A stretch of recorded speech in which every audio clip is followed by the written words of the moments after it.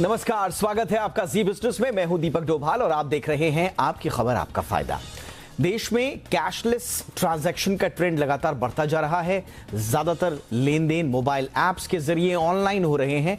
इसका इस्तेमाल जितना आसान है उतना ये सुरक्षित भी है, लेकिन कई बार इंटरनेट की कनेक्टिविटी नहीं होने के चलते या पुअर कनेक्शन होने के चलते कैशलेस ट्रांजैक्शन करना बड़ा मुश्किल हो जाता है। और इन परेशानियों को दूर करने के लिए अब आरबीआई ने ऑफलाइन डिजिटल पेमेंट का फ्रेमवर्क जारी किया है। इसके जरिए छोटे अमाउंट के नॉन कैश ट्रांजैक्शंस को बढ़ावा मिलेगा। नए फ्रेमवर्क के मुताबिक 200 रुपए तक के ट्रांजैक्शन ऑफलाइन मोड के जरिए किए जा सकते हैं। आपकी खबर आपका फायदा में आज हम जानेंगे कि आरबीआई का यह फैसला कितना बड़ा गेम चेंजर है। इसके साथ ही इस पूरे सिस्टम को समझने की भी कोशिश करेंगे बारीकी से। हमारे साथ खास मेहमान इस शो में शामिल होने वाले हैं, लेकिन इससे पहले यह रिपोर्ट देख लीजिए।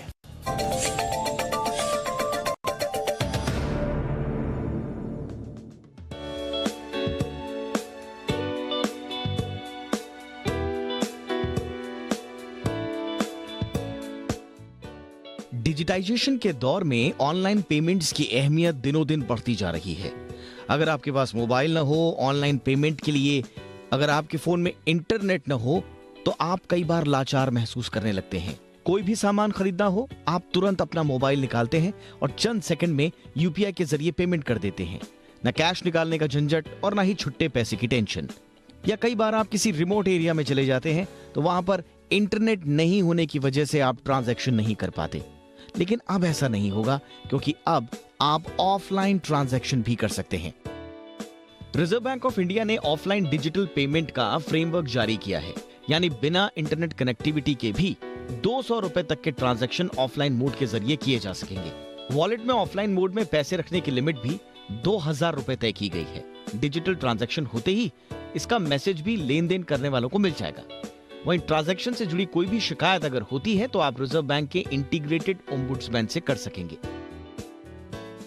आरबीआई के मुताबिक ऑफलाइन पेमेंट के लिए कस्टमर अलग अलग माध्यमों जैसे कार्ड, मोबाइल वॉलेट या मोबाइल डिवाइस का इस्तेमाल कर सकते हैं। ऑफलाइन पेमेंट हमेशा आमने सामने यानी फेस टू फेस होगा। इसमें इंटरनेट कनेक्टिविटी की जरूरत नहीं है। रिजर्व बैंक के मुताबिक नए सिस्टम का हिस्सा बनने के इच्छुक ऑथराइज्ड पेमेंट सिस्टम ऑपरेटर्स और पेमेंट सिस्टम पार्टिसिपेंट्स को आरबीआई नियमों का पालन करना जरूरी होगा। अब सवाल यह होता है कि ऑफलाइन ट्रांजैक्शन की जरूरत आखिर क्यों पड़ी। दरअसल आरबीआई ने डिजिटल पेमेंट को बढ़ावा देने के लिए पायलट प्रोजेक्ट की शुरुआत की थी, जिसमें रिजर्व बैंक ने ट्रांजैक्शन के लिए 200 रुपए की अपर लिमिट तय की थी, यानी 200 रुपए तक के ट्रांजैक्शन के लिए इंटरनेट की जरूरत नहीं होगी। आरबीआई ने सबसे पहले कुछ निकायों के साथ सितंबर 2020 से जुलाई 2021 के दौरान टेस्टिंग की, एक पायलट प्रोजेक्ट के रूप में। और पायलट प्रोजेक्ट की सफलता के बाद अब आरबीआई ने इसे लागू करने का फैसला किया है। ऑनलाइन डिजिटल पेमेंट के मामले में भारत ने काफी तरक्की की है। 2021 में 4300 करोड़ से ज्यादा ट्रांजैक्शन डिजिटल तरीके से किए गए, जबकि 2020 में यह आंकड़ा 3400 करोड़ था। साल 2019 में 2300 करोड़, साल 2018 में सिर्फ 1400 करोड़ ट्रांजैक्शन थे। यही नहीं, रियल टाइम पेमेंट के मामले में तो भारत नंबर 1 है। लेकिन ऑनलाइन में जबरदस्त क्रांति के बावजूद देश में इंटरनेट पेनिट्रेशन अभी इतना नहीं है कि छोटे कस्बों और गांवों में लोग आसानी से डिजिटल पेमेंट कर सकें। बड़े शहरों में भी इंटरनेट स्पीड को लेकर कई समस्याएं हैं। वर्ल्ड बैंक के 2019 के आंकड़ों के मुताबिक भारत में सिर्फ 41% लोगों तक ही इंटरनेट की पहुंच है। लिहाजा आरबीआई डिजिटाइजेशन के साथ साथ कैशलेस इकोनॉमी को बढ़ावा देने के लिए ऑफलाइन मोड में पेमेंट की एक बड़ी शुरुआत कर रहा है। आरबीआई ने ऑफलाइन पेमेंट सिस्टम्स के विचार को 2019-21 के अपने विजन डॉक्यूमेंट में भी शामिल किया था। ब्यूरो रिपोर्ट, जी मीडिया। तो इसे इसीलिए कहा जा रहा है भारत की ऑफलाइन क्रांति। लेकिन इसके मायने क्या हैं और आम लोगों से किस तरह से सब्जेक्ट जुड़ा हुआ है, ये आरबीआई का फैसला जुड़ा हुआ है, इस पर बातचीत करने के लिए इस वक्त दो खास मेहमान हमारे साथ जुड़ चुके हैं। हमारे साथ हैं नवीन सूर्या साहब, जो कि चेयरमैन है फिनटेक कन्वर्जेंस काउंसिल के। नवीन जी, बहुत बहुत स्वागत है हमारे शो पर आपका। हमारे साथ हैं संजीव पांडे साहब, जो कि को फाउंडर हैं ई रूट टेक्नोलॉजीज के। बहुत बहुत स्वागत है संजीव जी हमारे शो पर आपका भी। संजीव जी, आपसे ही चर्चा की शुरुआत में करना चाहूंगा, क्योंकि मुझे ये जानकारी दी गई है कि आरबीआई ने जो पायलट प्रोजेक्ट 2020 में शुरू किया था वो आपकी कंपनी के साथ मिलकर शुरू किया था और आपने ग्राउंड में इसे बेसिकली साकार करके दिखाया है इस पूरे आइडिया को। आइडिया क्या है सर ये ऑफलाइन पेमेंट का, और ये कैसे गेम चेंजर साबित होगा? दीपक जी, ये हिंदुस्तान की जो डेमोग्राफी है और हिंदुस्तान की जो ज्योग्राफी है वो बहुत डिस्ट्रीब्यूटेड है, बहुत बहुत डिफरेंट है। जो हम अर्बन मेट्रोज में देखते हैं उसके विपरीत गांवों में और बहुत सारे पहाड़ी और छोटे शहर हैं जहां पे एक बिल्कुल ही प्रतिकूल परिस्थितियां हैं डिजिटल पेमेंट्स को लेके। इस मुहिम को सॉल्व करने के लिए हमने ई-रूट टेक्नोलॉजीज़ में अपने पूरी टीम के साथ में, अपने को-फाउंडर अभिषेक के साथ में हमने एक पूरी टेक्नोलॉजी डेवलप की कि कैसे विदाउट इंटरनेट, जैसे कि आपने खुद बताया, ऑलमोस्ट 2/3, 2/3 जनसंख्या आज की भी तारीख में वंचित हैं इंटरनेट सेवाओं से। हिंदुस्तान में आप पूरा नॉर्थ ईस्ट ले लीजिए, आप पूरा मध्य भारत ले लीजिए, पूरी कोंकण बेल्ट्स ले लीजिए बहुत सारी, और इवन रूरल एरियाज में तो बिल्कुल भी इंटरनेट यूज़ की प्रॉब्लम है, रिलायबिलिटी, कनेक्टिविटी, पुअर कनेक्टिविटी की प्रॉब्लम है। और उसको सॉल्व करने के लिए हमने रिजर्व बैंक के रेगुलेटरी सैंडबॉक्स में अपनी पूरी टेक्नोलॉजी को टेस्ट किया, और उस पूरी टेक्नोलॉजी में हमने एक यूआई बिल्ड किया जो कि फीचर फोन पे चलता है, इंटरनेट की जिसमें ज़रूरत नहीं है, इवन स्मार्टफोन पे भी चलता है। और उस टेक्नोलॉजी को हमने इंटीग्रेट किया यूपीआई के साथ में, ताकि कोई भी आदमी किसी भी बैंक खाते से, किसी भी बैंक खाते में या क्यूआर कोड के माध्यम से या फेस टू फेस पेमेंट्स किसी को भी करना है, चाहे वो P2P पेमेंट है, पर्सन टू पर्सन पेमेंट है, या किसी मर्चेंट को पेमेंट है, वो सारा कर सके। और उसी को हमने साकार करके दिखाया। ऑलराइट, ठीक है सर। एक जो बड़ी बात है जो हमने अपने रिपोर्ट में भी जिसका जिक्र किया है, इनफैक्ट आपने भी उसका जिक्र किया है, वो ये है कि जहां पर इंटरनेट पेनिट्रेशन नहीं है, देखिए बड़े शहरों में तो लो कनेक्टिविटी, पुअर कनेक्टिविटी का इश्यू रहता है, लेकिन कहीं पर तो इंटरनेट ही नहीं है। तो वहां पर इस तरह के ट्रांजैक्शंस को लेकर खास तौर से जो इंटरनेट वाले एरियाज में रहने के बाद रिमोट एरियाज में चले जाते हैं, वहां पर पेमेंट की प्रॉब्लम फंस जाती है, वहां पर एक इशू हो जाता है। तो उनके लिए एक बड़ा एक गेम चेंजर साबित हो सकता है। दूसरा, जिसका हमने रिपोर्ट में भी जिक्र किया, कि कैशलेस इकोनॉमी की तरफ ऑनलाइन तो बढ़ ही रहा है, उसने तो मदद की है कैशलेस इकोनॉमी में, लेकिन ऑफलाइन भी थोड़ा सहयोग दे, इसके लिए ये बड़ा इंपॉर्टेंट कदम होगा। नवीन सूर्या साहब हमारे साथ हैं, चेयरमैन फिनटेक कन्वर्जेंस काउंसिल के। नवीन सर, आप किस तरह से देखते हैं इस फैसले को, और जो कैप रखा गया है 200 रुपए का इनिशियल कैप है, आप देखते हैं क्या भविष्य में अभी स्मॉल पेमेंट्स के लिए अगर ये ठीक ठाक चला आगे तो इसको बढ़ाया जा सकता है, या इतना ही ठीक रहेगा? दीपक जी, सेकंड क्वेश्चन पे मैं आता हूं, पहले फर्स्ट क्वेश्चन की बात करते हैं। जैसे आपकी खुद की रिपोर्ट ने बोला कि इंडिया में अभी काफी सारी जगह है जहाँ पे कनेक्टिविटी नहीं है, लेकिन उसी के साथ ये भी एक डेटा देखना होगा कि अभी भी काफी सारी फिजिकल कैश में ट्रांजैक्शन होती है, करीब 60% के आसपास। और उस ट्रांजैक्शन में, उस तरह की ट्रांजैक्शंस में करीब ऑलमोस्ट जो है 30 से 40% ट्रांजैक्शन जो है वो 200 रुपए से नीचे होती है। और इवन एक बीच में रिसेंटली डेटा आया था इवन यूपीआई का, कि उसमें काफी फेलियर्स हो रहे हैं, लेकिन साथ साथ में बहुत सारी ट्रांजैक्शन 200 रुपए से कम में है। तो अगर आप ये सारा डेटा देखें और अगर पता कर रहे हैं कि जो छोटी छोटी ट्रांजैक्शन है, चाहे वो रूरल एरिया में हो रही हो, चाहे वो अर्बन एरिया में हो रही हो, अगर अभी जो प्रोसेस है जिसके अंदर की आपका जो डेटा है जो एक सेंट्रल सर्वर पे पड़ा हुआ है, उसको आपका जो अमाउंट और ट्रांजैक्शन ऑथेंटिकेट करने के लिए ट्रांजैक्शन को वहां तक जाके कंफर्म होके वापस मर्चेंट के पास आना है, और जब तक वो नहीं होता है तब तक ट्रांजैक्शन कंप्लीट नहीं होता है। तो उसके कारण काफी सारी दिक्कतें आती है, और छोटे ट्रांजैक्शन में टाइम भी ज्यादा लगता है। तो इसको सबको भी ध्यान में रखते हुए ये फैसिलिटी की है। जैसे अगर आप देखेंगे, आपका ऑलरेडी एक्सपीरियंस होगा, मेट्रो ट्रेन में जब आप सफर करते हो तो उसका पास होता है या उसका एक स्पेशल टोकन होता है जिसको आपने टच किया और निकल गए। सेम वे जैसे आपने देखा होगा, टोल पे काफी सारे टैग्स वगैरह लगे हुए हैं आजकल, तो आप ड्राइवरलेस लेन्स भी होती है ग्लोबली, लोकली। तो ये सारी फैसिलिटी जो है उसमें टेक्नोलॉजी जो है सारी ऑफलाइन के बेसिस पे चलती है और उसमें ट्रांजैक्शन फेलियर कम है, एक्सपीरियंस कैश से भी ज्यादा अच्छा है। तो अगर आप ये सारी चीजें देखें तो ये एक टेक्नोलॉजी की बहुत टाइम से जरूरत थी, जिसको आरबीआई की अभी सैंक्टिटी मिल गई है इस सैंडबॉक्स आने के बाद में। मुझे लगता है 200 रुपए का ट्रांजैक्शन स्टार्ट करना एक तरह से अच्छी शुरुआत है। ये भी आप देखिए कि इसमें आरबीआई ने जो एक सेकंड फैक्टर ऑथेंटिकेशन है उसको आपको रिलैक्स किया हुआ है। जैसे कि अभी आप जब रेगुलर ट्रांजैक्शन करते हो तो आपको एक ओटीपी आता है, चाहे वो इंटरनेट पे हो या फिर आपको पॉज पे जब आप अपना कार्ड स्वाइप करते हो या कुछ भी आप मोबाइल फोन से ट्रांजैक्शन करते हो, आपको पिन डालना पड़ता है। इसमें उन सब की जरूरत नहीं है। तो उसको ध्यान में रखते हुए आई थिंक थोड़ी रिस्क को कंट्रोल करने के लिए अभी इस वक्त आरबीआई ने 200 रुपए की लिमिट दी है, जो मेरे हिसाब से डे टू डे ट्रांजैक्शन के लिए अच्छी है। फ्यूचर में जैसे आपने बोला कि इसकी सक्सेस और लोगों के फीडबैक, उसके हिसाब से देखते हुए शायद आरबीआई कंसीडर करेगा 1-2 सालों के बाद में कि अगर उसको रेज करनी है। मुझे लगता है इस वक्त के लिए ये 200 रुपए स्टार्ट करना ठीक है। बहुत इंपॉर्टेंट बात आपने बोली, और जो सुरक्षित और एरर फ्री पेमेंट्स हैं जो ऑफलाइन मोड में जो होते हैं वो बड़ा इंपॉर्टेंट है। कई बार पेमेंट्स अटक जाते हैं, ना इधर के ना उधर के, बहुत सारा कंफ्यूजन रहता है। अब मैं जरा FYI पे आऊंगा। संजीव जी, बहुत सारे सवाल हैं, मोटा मोटा तो सबने समझ लिया कि ये है क्या, लेकिन एक्चुअल में ये काम कैसे करेगा, इसके लिए मेरे पास कुछ सवाल हैं। तो सबसे पहले तो ये बताइए कि ये काम कैसे करेगा। बाय द वे, 2 लोग हैं रूरल एरियाज में जहां पर इंटरनेट नहीं है, उनके पास शायद स्मार्टफोन भी नहीं है, उनको पेमेंट करना है, कैश नहीं है, वो कैसे करेंगे?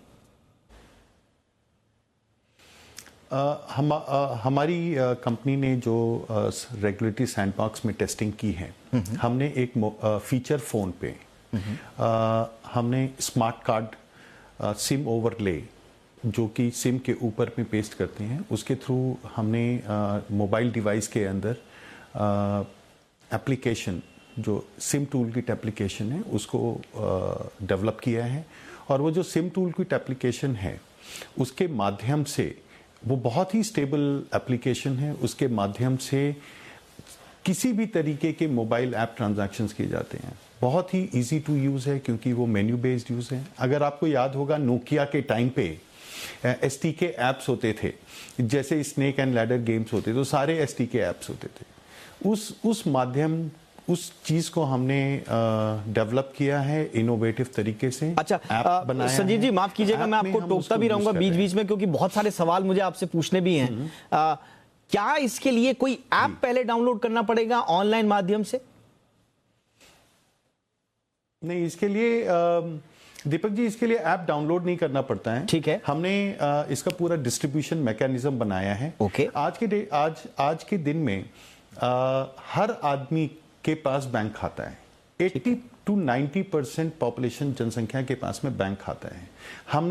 हमने बैंकों के थ्रू पूरी डिस्ट्रीब्यूशन बनाई है। आदमी अपने नियरेस्ट ब्रांच में जाकर के, आरबीआई हमें उसमें सपोर्ट कर रहा है, अपने नियरेस्ट ब्रांच में जाकर के या अपने मित्र जो बैंक मित्र होते हैं, जिन्हें हम बैंकिंग करेस्पॉन्डेंट्स भी कहते हैं, उनके पास जाकर के वो स्मार्ट कार्ड ले सकते हैं। वो 1 टाइम होता है, उसको आप सिम पे, उसमें एम्बेडेड सॉफ्टवेयर एम्बेड होता है, उसको आप जैसे ही अपने सिम में लगा करके इंसर्ट करते हैं अपने मोबाइल डिवाइस में, एप्लीकेशन अपने आप वर्क करने लगता है। ये किस तरह का कार्ड है सर? संजीव जी, अलग से कार्ड आता है, सिम कार्ड जैसा कार्ड है या कोई दूसरा कार्ड है? ये सिम ओवरले कार्ड है। SIM overlay card, okay. SIM की तरह ही होता है, सिम ओवरले के ऊपर कार्ड है जी। ओके, तो यानी कि आप ये और जैसे कि आरबीआई ने इसको मंजूरी दे दी है, तो अब आप कह रहे हैं कि सारे बैंक इससे जुड़ गए हैं, तो कोई भी व्यक्ति जो रूरल इलाके में या कहीं पे भी है, वो अपने बैंक, नियरेस्ट बैंक जाकर बैंक मित्र से मिलके ये कार्ड ले सकता है। ये अवेलेबल कब से होंगे संजीव जी? इसकी बहुत ही शीघ्र आरबीआई ने ऑलरेडी अनाउंस कर दिया है और ये ऑलरेडी इस पे काम चल रहा है, बहुत ही शीघ्र ये अवेलेबल होंगे। अच्छा, अब मैंने वो कार्ड अपने इंसर्ट कर लिया है, अब मेरे को इंटरनेट की आवश्यकता नहीं है, लेकिन जैसा कि हम रिपोर्ट में और बता रहे थे और जो आरबीआई की तरफ से जानकारी जो आई है कि आप एक वॉलेट की तरह 2000 रुपए उसमें रख सकते हैं। एम आई राइट सर? हाँ, 2000 रुपए तक। एक्चुअली जो दो पहलुओं को समझना बहुत ठीक है, जरूरी बताइए है। सर। नवीन जी ने हमारे जो को पैनलिस्ट हैं उन्होंने इसका जिक्र भी किया। 2000 तक की वैल्यू और 200 रुपए की जो ट्रांजैक्शन वैल्यू है उस पे रिजर्व बैंक ने बोला है कि इस पे एडिशनल फैक्टर ऑफ ऑथेंटिकेशन लगाने की जरूरत नहीं है, ताकि आप बहुत ही ढंग से आपका पेमेंट एक्सपीरियंस बहुत ही सुनियोजित तरीके से हो और आप तुरंत टैप एंड पे भी यूज कर सकें। सो उसके अलावा बड़ी ट्रांजैक्शन वैल्यू के लिए आपको एडिशनल फैक्टर ऑफ ऑथेंटिकेशन लगेगा। अच्छा। हमारे केस में दोनों चीज अवेलेबल होंगी। तो देश में अब एक ऑफलाइन क्रांति की शुरुआत होने जा रही है। आरबीआई की तरफ से इसको मंजूरी मिल चुकी है, इसी को हम समझने की कोशिश कर रहे हैं। नवीन जी, अब मैं आपके पास आना चाहूंगा। सर, इसके अलावा इससे पहले भी हमारे पास बहुत सारे मेथड्स थे, टेक्नोलॉजीज थी जिसमें हम ऑफलाइन पेमेंट कर सकते थे। बहुत चर्चित एक एनएफसी पेमेंट है। सर, समझना चाहेंगे इसमें अंतर क्या है? एनएफसी जो कि नियर फील्ड कम्युनिकेशन कहा जाता है, क्या ये सिमिलर टू एनएफसी है? इसके अलावा एक और था जिसमें *999# हम करते थे, मुझे याद है बहुत साल पहले आता था। इसको इस फैसिलिटी को NUUPK यानी कि नेशनल यूनिफाइड USSD प्लेटफॉर्म के तहत शायद शुरू किया गया था। अगर इंटरनेट नहीं है आपके पास तो SMS कर लें। ये फिर ब्लूटूथ टेक्नोलॉजी भी है। इन टेक्नोलॉजी से कैसे ये अलग है सर? देखिए, ये इनसे किसी से भी अलग नहीं है। ये टेक्नोलॉजी इनमें से किसी के ऊपर भी बेस्ड हो सकती है। आरबीआई ने टेक्नोलॉजी के ऊपर कोई रेस्ट्रिक्शन या कमेंट नहीं किया है। अच्छा। उन्होंने बोला है कि एज लॉन्ग एज ट्रांजैक्शन जो है वो ये फ्रेमवर्क में हो और जिसमें इंटरनेट और मोबाइल कनेक्टिविटी की डिपेंडेंसी ना हो, तो वो वाला ट्रांजैक्शन आप 200 रुपए तक बिना कोई ओटीपी, 2000 रुपए तक का बैलेंस ऑफलाइन आप अकाउंट में स्टोर करें या वॉलेट में स्टोर करें, उससे आप कहीं पे भी यूज कर सकते हैं। तो टेक्नोलॉजीज अभी आपके प्लेयर्स के ऊपर है, वो एनएफसी यूज करना चाहे। जैसे अगर आप देखें, टैप एंड पे अगर आप यूज करते हैं अपना क्रेडिट कार्ड, तो वो एनएफसी पे बेस्ड होता है। स्मार्टफोन्स में अगर देखें तो एनएफसी होती है, तो उससे आप टैप एंड फोन टैप करके भी आप ट्रांजैक्शन कर सकते हैं। आपने जो NUUP की बात की, वो सर्विस अभी भी लाइव है। उसके थोड़े अपने कुछ चैलेंजेस हैं, लेकिन वो थोड़ा सा मेन्यू कम्बरसम हो जाता है लोगों को करने के लिए, क्योंकि छोटी स्क्रीन होती है फोन की और उसके लिए थोड़ी एडुकेशन भी चाहिए होती है। जबकि टैप एंड पे जैसी सर्विस में और ब्लूटूथ कनेक्टिविटी जैसी सर्विस में आपकी एडुकेशन का इतना महत्व नहीं होता है कस्टमर के लिए। उनको पता है कि बहुत सिंपल सी चीज करनी है और ट्रांजैक्शन मेरा हो गया है, सामने सामने पता चल जाएगा और कोई दूसरी तरह की डिपेंडेंसी नहीं है। इसके लिए फेलियर रेट भी कम है और इनफैक्ट यही एक मोड है जो फिजिकल कैश ट्रांजैक्शन से बेटर है। बाकी अगर आप देखें, बाकी सब में समय और प्रोसेस ज्यादा है। अगर आप क्रेडिट कार्ड भी करते हैं तो आपको स्वाइप करना है, साइन करना है, पिन डालना है, और फिजिकल कैश में अगर आप करें तो उसमें टाइम उतना ही है। साथ में अगर आपको एक्सचेंज करना है चेंज, तो उसका टाइम जाता है। जबकि ऑफलाइन पेमेंट में ये सब चीजों की झंझट खत्म। कई बार तो पेमेंट डिक्लाइन हो जाते हैं। कई बार मैंने देखा है स्टोर्स में जो लोग हैं वो मोबाइल को ऐसे हवा में घुमाते रहते हैं कि कहां पर सिग्नल आएगा फिर मैं पेमेंट करूंगा। उस चक्कर में कई बार मेट्रो सिटीज में भी होता है। वो तो मेट्रो सिटीज में भी होता है। बिल्कुल सर, तो है ही। बिल्कुल। और कई बार तो तू मैं हो जाती है कि मेरी तरफ से तो पेमेंट कट गया, आपको नहीं पहुंचा, या वो फिर वो कहता है कि ना बैंक से संपर्क कर लो, वापस आ जाएगा। तो ये आप सही कह रहे हैं कि अगर ये वाली टेक्नोलॉजी को स्पेसिफाइड तरीके से अगर आगे बढ़ाया जाए तो ये ज्यादा सेफ है, एरर फ्री ज्यादा है। बहरहाल संजीव जी, एक और चीज इस टेक्नोलॉजी के बारे में है, जरा इस पर भी जरा रोशनी डालें। इंटरनेट की तो आवश्यकता नहीं है, सुनने में यह भी आया है कि इसमें आपको टेलीकॉम का अगर सर्विस नहीं है तो उस पर भी ये काम, यानी कि अगर आपका सिम कार्ड यानी कि वो नेटवर्क नहीं आ रहा है तो उसमें भी ये काम करेगा। सो दीपक जी, एक्चुअली आरबीआई ने जो फ्रेमवर्क बनाया है for small digital payment in offline mode, उसमें तीन चैनल्स की बात कही है। अच्छा। पहला चैनल है विच इज यूजिंग कार्ड्स, चाहे वो डेबिट कार्ड हो सकते हैं, चाहे वो क्रेडिट कार्ड हो सकते हैं, और एनएफसी के माध्यम से, एनएफसी जो अंडरलाइंग टेक्नोलॉजी के माध्यम से आप टैप एंड पे यूज कर सकते हैं, जैसे नवीन जी ने बोला। दूसरी चीज उन्होंने बात की, इसमें टेलीकॉम नेटवर्क की जरूरत नहीं होगी, राइट। अच्छा। जो दूसरा उन्होंने बात की, मोबाइल बेस्ड पेमेंट्स की बात की। आरबीआई ने मोबाइल बेस्ड पेमेंट्स की बात की। उसमें जो है विदाउट इंटरनेट आप कर सकते हैं, बट आपको टेलीकॉम नेटवर्क मतलब आपको सिग्नल कनेक्शन चाहिए ताकि एसएमएस के माध्यम से हम जो फाइनेंशियल ट्रांजैक्शन है उसको जो है बेनिफिशियरी बैंक को और एनपीसीआई को भेज सकें। हमारे सोल्यूशन में आपको टेलीकॉम नेटवर्क की कनेक्टिविटी चाहिए, इंटरनेट की कनेक्टिविटी की जरूरत नहीं है। ऑफलाइन मोड्स में इंटरनेट कनेक्टिविटी एंड और टेलीकॉम कनेक्टिविटी की बात कही गई है। ओके अच्छा, एक चीज और बताइए संजीव जी, इसमें क्या दोनों पार्टीज को, दो व्यक्ति आप ट्रांजैक्शन करना चाहते हैं, क्या दोनों पार्टीज को सेम डिवाइस चाहिए या सेम टेक्नोलॉजी से लैस डिवाइस चाहिए? मसलन एक के पास स्मार्टफोन है, दूसरे के पास सिर्फ बार फोन है, या एक के पास इंटरनेट कनेक्शन है, दूसरे के पास टेलीकॉम नहीं है, तो क्या सेम टेक्नोलॉजी होनी चाहिए दोनों व्यक्तियों के पास जो ट्रांजैक्शन लेन देन करना चाह रहे हैं? नहीं, इसकी बिल्कुल जरूरत नहीं है। हमने जो टेक्नोलॉजी जो प्रस्तुत की है उसमें, और जिसका हमने टेस्टिंग कंप्लीट की है सैंडबॉक्स के अंतर्गत, उसमें हमने यूपीआई रेल्स को इंटरऑपरेबल मोड एंड मीडियम माना है।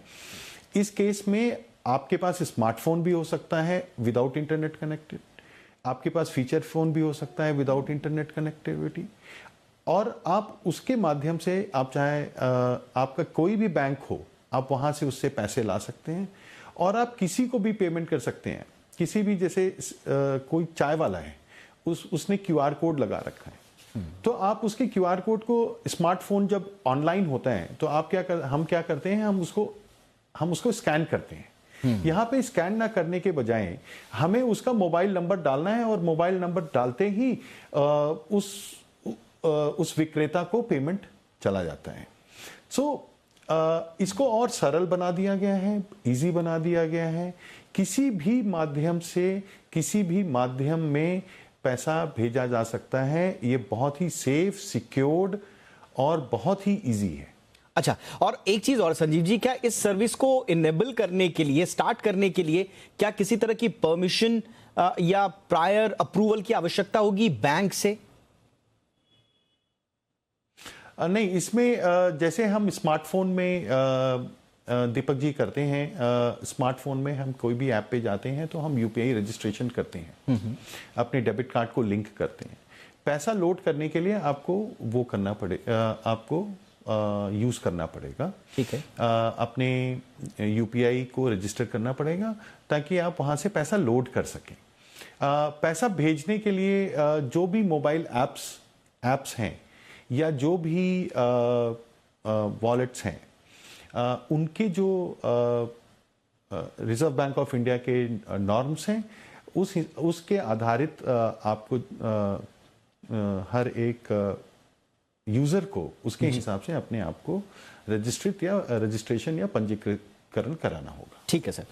नवीन जी, अब एक बड़ा सवाल, एक ब्रॉडर पर्सपेक्टिव से जुड़ा हुआ, अब हम देखिए सर, ऑनलाइन का दायरा हम बढ़ाएंगे, इंटरनेट पेनिट्रेशन का हमने बताया, वर्ल्ड बैंक की रिपोर्ट कहती है कि 41%, 2019 का डेटा है ये, अभी 41% तक ही है इंटरनेट पेनिट्रेशन। उसको बढ़ाने के लिए हमें बहुत कुछ काम करना पड़ेगा, फिर स्पीड वगैरह बहुत सारी चीजें हैं। तो बजाय हम उस पर फोकस करने के, क्या हम इसको ज्यादा और अच्छे तरीके से और एग्रेसिवली बढ़ावा दें ऑफलाइन को, तो बात बनेगी। कैशलेस हम कंप्लीट होना चाहते हैं तो जी देखिए, ये एक ऐसा सब्जेक्ट है, इसमें कोई भी एक सॉल्यूशन दूसरे से बेहतर या उसके ऊपर नहीं हो सकता है। करेक्ट। अपनी जो जर्नी है इस वक्त इंडिया में डिजिटल सोसाइटी की तरफ या एक लेस कैश सोसाइटी की तरफ जो हम बढ़ रहे हैं, जिसका मतलब है कि हम करीब जो आज 20% के आसपास हैं, उसको 60 to 70% होना पड़ेगा। उसके लिए कोई भी एक वन ट्रिक पोनी से काम नहीं होगा, क्योंकि पेमेंट एक ऐसी सिचुएशन है जो मेरे इतने सालों के एक्सपीरियंस में मैंने देखा है कि हर कस्टमर हर तरह के ट्रांजैक्शन और हर तरह की सिचुएशन के हिसाब से अलग अलग तरह के इंस्ट्रूमेंट यूज करता है। जैसे अगर आज आप खुद को या मुझे भी लेंगे तो हम शायद कहीं पे 10-20 रुपया देना है तो अभी भी वो एक फिजिकल कैश अगर सामने है तो दे देंगे। एक कहीं पे थोड़ा ज्यादा ट्रांजैक्शन करना है तो हम पहले ऑप्शन निकालेंगे कि क्रेडिट कार्ड चल रहा है क्या, अगर हमारे पास है तो। अगर हम वर्चुअल है तो हम देखेंगे कि कहीं पे हमारा डायरेक्ट यूपीआई या वॉलेट चल रहा है तो वो उससे पे कर लें। तो depending on amount, depending on अपना हमारा जो रिलेशनशिप है उन इंस्ट्रूमेंट से, और किसमें मुझे हमसे ज्यादा फायदा है, किसमें हमको कितना ट्रस्ट है और कितनी लिमिट से हम ट्रांजैक्शन कर रहे हैं, उसके हिसाब से आप ट्रांजैक्शन करेंगे। कुछ जैसे आपके इंस्ट्रूमेंट होते हैं उस पर आप हाई लिमिट रखते हैं, उस पर आप सिर्फ हाई वैल्यू ट्रांजेक्शन करते हैं जैसे कि इंश्योरेंस है, कुछ है जिनसे कि आप सिर्फ प्रीपेड रिचार्ज जैसे ट्रांजेक्शन करते हैं। तो ये वाली जो चीज है, ये एक नॉलेज है, वो हर कस्टमर में होता है और उनको चॉइसेस चाहिए। तो हमें ये देखना है कि कौन से वाले सिचुएशन में कस्टमर अभी भी फिजिकल कैश ज्यादा यूज कर रहा है। तो ऑफलाइन पेमेंट जो है उसका अगर आप देखोगे तो सबसे ज्यादा यूज दो क्लियर है। एक तो जहां पे कनेक्टिविटी का क्लियरली इशू है, सेकंड जहां पे कि छोटे पेमेंट्स अभी भी फिजिकल कैश में हो रहे हैं। 50 रुपए की ब्रेड, 10 रुपए का सब्जी, 50 रुपए की सब्जी, कहीं पे आपने कुछ एक टुक वड़ा पाव खाया बॉम्बे में। तो ये जो छोटी छोटी सर्विसेज हैं जहां पे लोगों के पास समय भी कम ट्रांजैक्शन करने में, तो वहां पे ये चलेगा। अब इसी तरह से जो जहां जहां डिफरेंट सिचुएशन में जो ट्रांजैक्शन अभी भी फिजिकल कैश में हो रहा है, उसके लिए अलग अलग सेवाएं टाइम टू टाइम आती रहेगी और लानी पड़ेगी। जितनी ज्यादा हम लाएंगे, जितनी जल्दी लाएंगे, उतना जल्दी हम वो जो 60% वाला थ्रेशोल्ड है डिजिटल का, वो हम छू पाएंगे। यानी कि ये तो एक शुरुआत भर है, एक कदम भर है। अभी हमें बहुत सारे टेक्नोलॉजिकल इंप्रूवमेंट्स करने पड़ेंगे ताकि हम कैशलेस या लेस कैश की तरफ जितनी तेजी से हो सके बढ़ें। बहुत बहुत शुक्रिया आप दोनों का। Sanjeev Pandey, thank you so much, आपने वक्त निकाला हमारे दर्शकों के लिए, बड़ी महत्वपूर्ण जानकारियां दी, शुक्रिया आपका। Naveen Surya, thank you so much, आपने इस विषय पर बहुत वृहद तरीके से प्रकाश डाला, शुक्रिया आपका वक्त निकालने के लिए। आपकी खबर आपका फायदा में इतना ही, इजाजत दें और देखते रहें जी बिजनेस। नमस्कार।